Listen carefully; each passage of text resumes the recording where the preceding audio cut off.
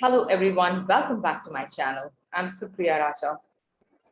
In today's episode, I'm going to be talking about building or instilling inquiry in your young child. Now you might ask, what is inquiry?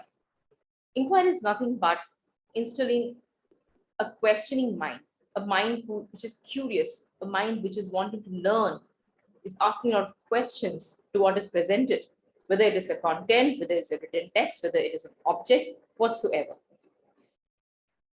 So now you might wonder, what is the reason, what is the benefit of having inquiry mindset? Why do I have to even do this for my child? Isn't the school doing all those things? The school is anyway having a playway method of teaching. The teachers are wonderful. The teachers are very kind. My child is doing very well in school. Do I really need to take this effort here?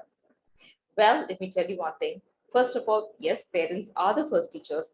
And if your child is seeing you being interested in learning, you being interested in asking questions, and you are curious yourself, your child will automatically be drawn to wanting to learn, wanting to ask for answers, seeking answers, asking questions, and not waiting for the school to do all these things. In fact, you can create a very beautiful learning and nurturing environment even in your own house. Now, building inquiry in your child is not a very difficult thing or not a very tedious process. It can be done in the day-to-day life when you're spending time with your child, while talking to the child, taking your child out for a walk in nature, or even while standing in your house balcony. One very simple way of developing inquiry is, suppose you're presenting a child with any object.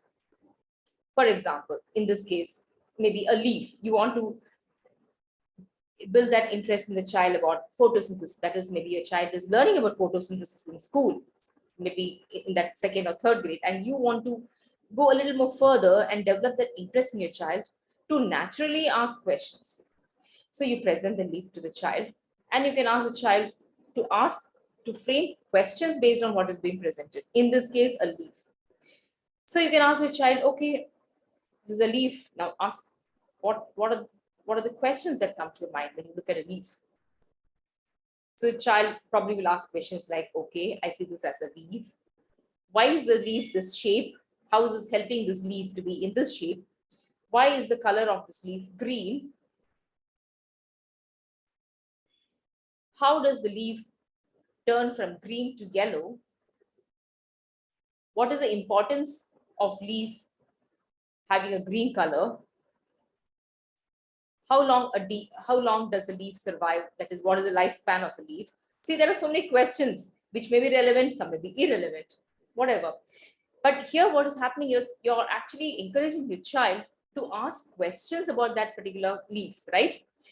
And they can also come up with their own answers, which may not be 100% right, again, which is fine. You can also probably guide your child in that. So they're asking questions like, what is this? It's a leaf. Why is this leaf green? Then you can present the leaf is green because of the chlorophyll content in the leaf. They probably have learned it in school as well. So they can make a connection there. Oh, yes, I have learned this in school. Ma'am taught me this about chlorophyll. That's why this is green. So you see, there are so many benefits in this. The first being, they are able to make connection with what they've learned, a prior learning in what they've learned in school to what they're seeing actually. So the learning is faster, it gets imprinted more deeper in the mind.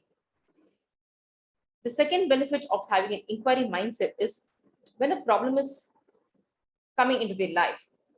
Well, life is definitely going to throw different problems at your child, which is part of life itself, right? So when a problem is presented to your child is not going to get flustered by it. Instead, your child will be able to look at a problem holistically, okay, and come up with different solutions because you have imbibed that questioning mind. How can I get out? How can I get out of this problem? Why is this problem like this? What is happening here? How am I contributing to this problem? They will automatically start asking questions instead of getting flustered and all worked up when a problem is presented. What can I do to resolve this problem? Okay, this isn't working. What else can I do?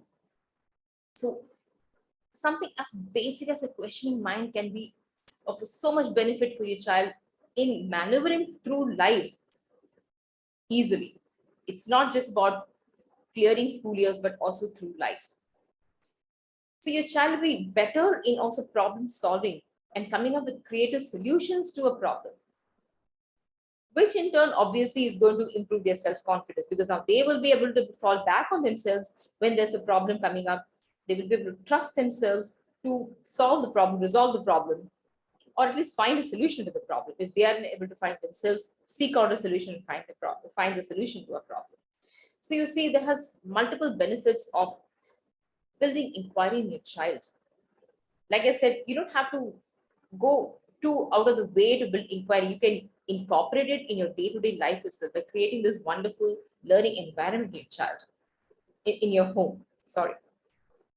Now, the second thing is, if you yourself are curious about reading, you yourself are curious about learning, you yourself are very curious about understanding new concepts, new perspectives, your child is going to be observing that as well.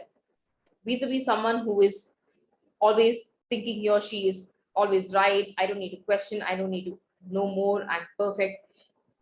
Instead, you have that question in mind, your child will also be absorbing that trait. So it does benefit, it does help if you yourself have that inquiry mindset within you.